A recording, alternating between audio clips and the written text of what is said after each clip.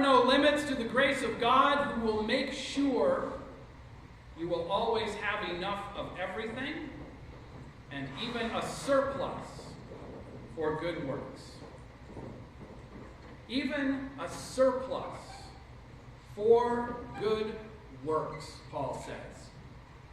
Surplus for good works, which is to say that there is always something of yourself left over for giving to someone else. Now, I want to be clear right away at the beginning of this sermon, particularly because some of the readings might imply otherwise, that I am not actually opposed to gifts. I'm not actually opposed to giving and receiving in the holiday season. In fact, I am not opposed to giving and receiving in any season. I am not, contrary to what you might believe, the Grinch, hoarding the jing-tinglers on a mountain cave in the hope of ceasing holiday festivities. There are good reasons to give. Gifts show our love for each other. They bring communities and families together. And frankly, they just make life more interesting and more fun. However, like many people, my experience with gifts, both as a giver and a receiver, has had its peaks and valleys, shall we say. I come from a family with 5 children and 2 adults. Back then, we're all adults now, I guess. And as we were growing up, we had to come up with rules. And maybe this was like the same in your family, but we came up with rules about the who's, the how's, and the when's of holiday giving. And when we were kids, my parents would decide the rules. There were years when we made all of our gifts for each other, and then that seemed beyond the competency of some of us. I won't say who. So we all had to buy them with a price limit. Or sometimes we would have to get each other the same type of item, like books. Those were our favorite years. That always worked out well because we just bought books we liked and then stole from each other.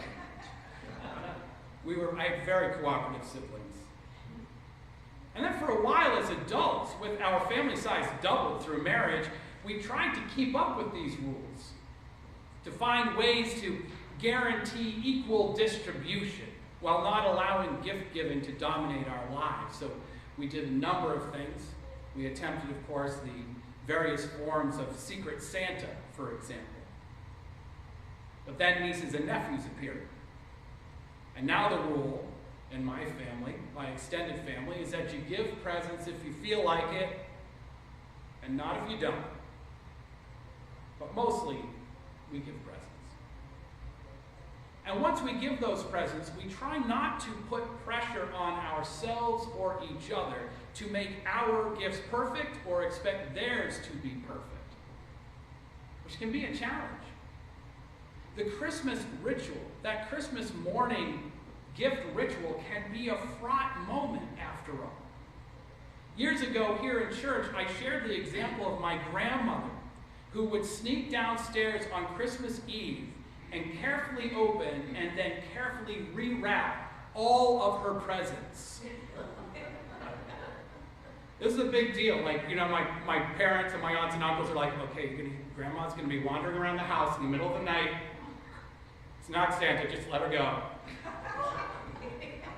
But she did this so that if her sweater was the wrong shade of blue or the wrong size, or the book was one that she already read, she was ready to fake enthusiasm and save our feelings when she opened it again on Christmas morning. And that's a different kind of anxiety, and it's a different kind of gift. Now, along with these social and emotional complications in high-pressure gift-giving situations, there's also a theological problem. There's a theological problem that we need to be aware of. And this problem doesn't actually reside within the gifts themselves, which is to say the things that we do for people that we love, like hosting a party, or giving our time, or baking cookies, or sending a card, or handing off that bottle of wine. Many of my minister friends are in the habit, in fact, of giving each other small gifts when it occurs to us throughout the year. I know a lot of other people do this as well. Recently, for example, I have given flowers and antique Moxie bottles, and I've thrown parties for a couple of my friends. And I've received things in return.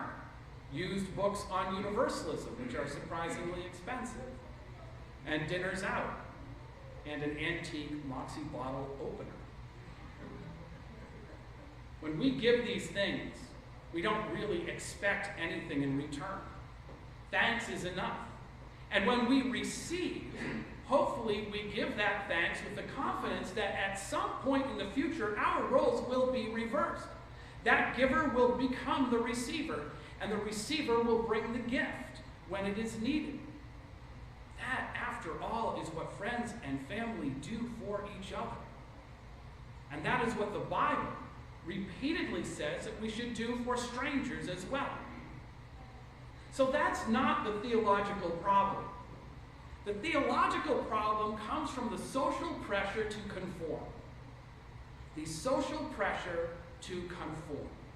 To add to the pressures of our lives and to the lives of people we love, the requirements of meeting material expectations in a spiritual season. Material expectations in a spiritual season. This pressure is external for the most part. It doesn't really come from within us, and that's part of where the anxiety comes from. It comes instead from the idea that somehow the giving of presents is part and parcel of the winter holidays, that somehow the exchange of material wealth, of stuff, is obeying a seasonal law, and maybe even a religious law. Given these pressures, the potential for disappointment is as high as the potential for joy, for both givers and receivers. And that is what we see in the frustration in Lily and Daniel's piece. Truly, she says, I truly don't want you stressing out to bring me a last-minute present. I picture you after a long day at work rooting around for the last useless gift someone gave you, just praying that you are not giving it back to the same person. But it doesn't have to be that way, does it? It doesn't have to be that way. Advent and Christmas don't have to be about these presents. And frankly, they could still be about giving and receiving. Now, as is implied in our reading, Bethlehem down today, and frankly in the scriptures themselves, those actual gifts of the Magi that we will do next week during the pageant, those gifts are packed with symbolism, but they aren't real gifts in any concrete sense. Instead, they exist to make the theological work of Luke's nativity story more effective. They weren't placed in the story to encourage its original audience, who didn't have many material possessions of their own anyway, and already held much in common. It wasn't there to encourage them to go on epic shopping sprees for each other, supported by credit card debt. But we act that way sometimes. Sometimes we act that way. That song says, when he is king, we will give him the king's gifts. Myrrh for its sweetness and gold for a crown. Beautiful robes, said the young girl to Joseph, fair with her firstborn on Bethlehem down. And if it stopped there, we could be excused for thinking in terms of a child's birthday. But the response in that song is sobering. When he is king, it says, they will clothe him in grave sheets, myrrh for embalming, and wood for a crown. He that lies now in the sweet arms of Mary, sleeping so lightly on Bethlehem down. The fact is, if we have chosen to recognize this gold, frankincense, and myrrh brought to a child by ancient scholars as being somehow part of our modern gift-giving rituals, perhaps even its origin story, then we have confused the laws and rituals of economics with the laws and rituals of our faith. We have confused our own needs and desires and the needs and the desires of our community with a divine mandate, which is awkward at best. So what do we do? What do we do? How do we give and receive in a way that brings joy rather than hardship? Now, frankly, this is a question not just for right now, but it exists for all time. And so we go back to Paul's words in our reading from 2 Corinthians today. You must give, he says, according to what you have inwardly decided. You must give according to what you have inwardly decided. Not sadly, not reluctantly, for God loves a giver who gives cheerfully. God loves a giver who gives cheerfully. Now, these words, of course, were not written specifically for the modern holiday of Christmas. No words in the Bible were. And yet they get at the heart of what we are talking about today. A gift does not come from an obligation. It is freely given from the movement of our souls. It is not given with the expectation of a return gift. That's a transaction. But instead, it's its own reward. Last week we talked about John the Baptist telling us to share with each other the very surplus that Paul talks about here. And in sharing, the act of sharing is the immediate reward of a healthier and happier heart.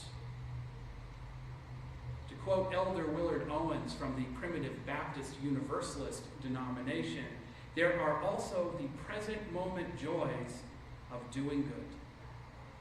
The present moment joys of doing good. We follow God, he says, because it is joyous to do so, not because we fear some eternal punishment. Which is to say, that the cheerful giver gives because the giving lifts them up in real time, in the present moment. There is no concern for a future reward or punishment, but the giving itself is a gift to ourselves. And this is the true meaning of those other words from Paul this morning. If you plant sparingly, you will reap sparingly. And if you plant bountifully, you will reap bountifully. His words are not about bribery. They are not about quality business or social networking, but about the heaven that we create for ourselves and for each other. So as we move through this Advent and Christmas season, we must make a practice of turning away when we can from the pressures of those sales and the expectations of others, and toward the act of giving when the Spirit moves, accepting the gifts of others at face value for what they are or what they should be, and celebrating as givers and receivers the movement of the Spirit in our lives. For God loves a giver, cheerful or grouchy, and all true gifts are the ones that are good and holy and just. Amen. Before we sing our final hymn, I think we have a director somewhere.